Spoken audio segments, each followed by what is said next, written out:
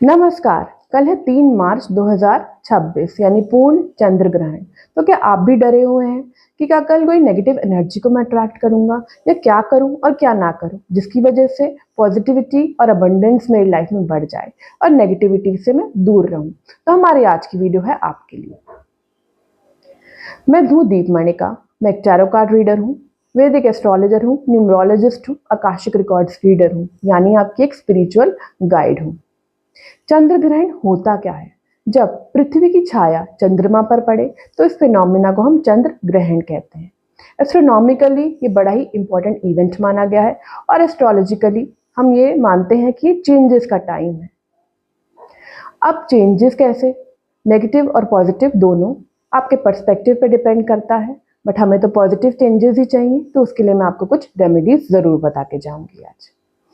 अब मैं आपको एक बात और बताती हूँ। चंद्रमा हमारे माइंड, हमारे सबकॉन्शियस और हमारे इमोशंस का कारक है, तो चंद्र ग्रहण का असर हम सब पर पड़ता है। तो कुछ पॉजिटिव रेमेडीज करें हम, जिसकी वजह से हम पॉजिटिविटी की तरफ अट्रैक्ट हो। तो सबसे पहली रेमेडी है मंत्र जाप। ओम नमः शिवाय का कम से कम 108 बार जाप जरूर करें। मंदिर के पट सूतक काल से ही बंद कर दें। तीसरा, इस समय कुछ शुभ कार्य ना करें। चौथा, आप इस समय कुछ भी खाएं नहीं, कुछ नया नहीं बनाएं, और अगर कुछ बना हुआ है तो उसमें तुलसी के कुछ पत्ते रख दें।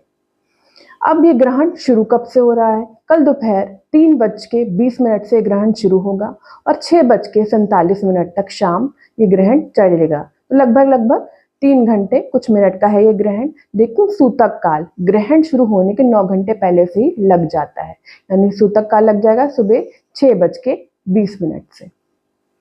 तो इसका इफेक्ट तभी से ही एग्रेवेट हो जाएगा। तो हमें रेमेडीज तब से ही शुरू कर देनी चाहिए। अब ग्रहण होने के बाद हम क्या करें, जिसकी वजह से हमारा ऑरा, हमारा घर और हमारे घर में जो भी नेगेटिविटी है वो बाहर निकल जाए। हम क्या क्या कर सकते हैं? सबसे पहले, जब आपका ग्रहण खत्म हो तो आपने अपने घर में गंगा जल का छिड़काव कर लेना है। दूसरा, आपने खुद भी नेगेटिव एनर्जी से दूर रहने के लिए क्लेंजिंग बाथ लेना है। अब क्लेंजिंग बाथ किस तरह लें? नहाने के पानी में थोड़ी सी रोज पेटल, कोई भी essential oil, Himalayan pink salt, कुछ नीम के पत्ते मिलाएं और इससे नहा लें। तो इससे क्या होगा, सभी नेगेटिव एनर्जीज आपसे दूर रहेंगी। अब ये दिन मैनिफेस्टेशन के लिए भी बहुत अच्छा है। मैनिफेस्टेशन किस तरह करें? एक वाइट पेपर लें, उस पर ग्रीन कलर के पेन से आपने अपनी विश लिख देनी है और शाम को होलिका दहन के टाइम अपनी विश को आपने अग्नि में समर्पित कर देना है और ईश्वर से मांगना है, ईश्वर मेरी ये विश जल्दी कंप्लीट करिए। देखिए, सारा यूनिवर्स लग जाएगा आपकी विश को कंप्लीट करने के लिए। अब कई लोग ये पूछते हैं कि मैम, हम एक ऐसी जगह पे रहते हैं जहाँ पे होलिका का दहन नहीं होता, तो आप क्या कर सकते हैं? सूतक काल के बाद जब भी आप अपना क्लीनिंग करके, ऑरा क्लीन करके जब भी ईश्वर की पूजा करें, तो अपनी इस विश को मंदिर में जब आप पूजा करेंगे तो दिया जलाएंगे, तो उस दिए में जला दीजिएगा। अब इसकी एशेस को उड़ाना नहीं है, इन एशेस को इकट्ठा करें और मिट्टी में दबा दें।